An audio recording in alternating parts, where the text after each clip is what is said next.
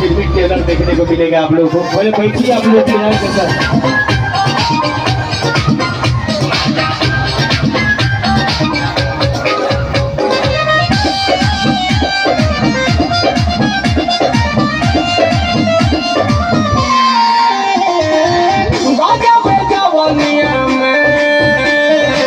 हमारा हो आग लागल बा पत्थर बोलम से कमल के भाग जागल बा बाजा पे जवनिया में हमारा हो आग लागल बा पत्थर बोलम से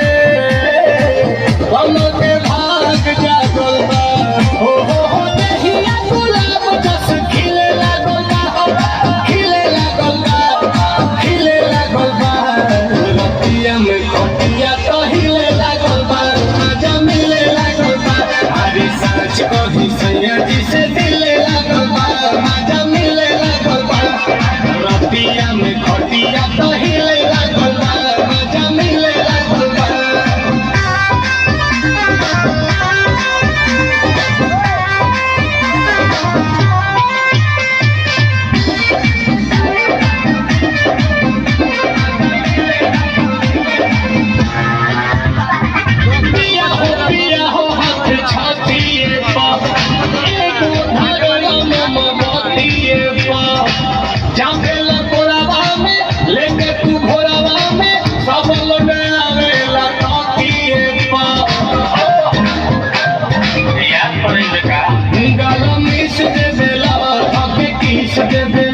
हमारा चौकी में आशा तू पीस दे बेला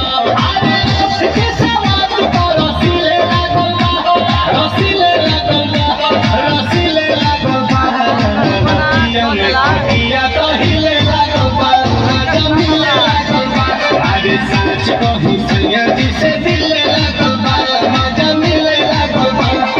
रतिया में खटिया तो हिले लागल बा मजा मिले लागल बा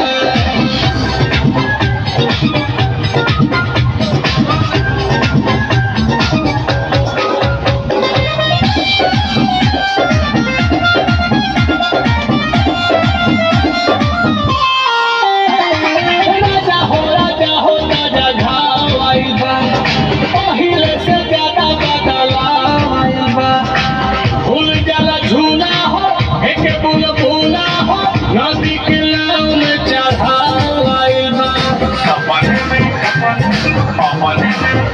एहो नील राजा जी बके ढील राजा जी तू तो गजब जगावे न फील राजा जी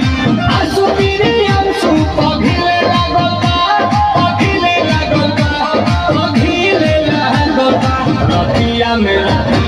हिले लागल बा मिले लागल बा सच कही सैया जी से दिले लागल बा मजा मिले लागल बा रतिया में खटिया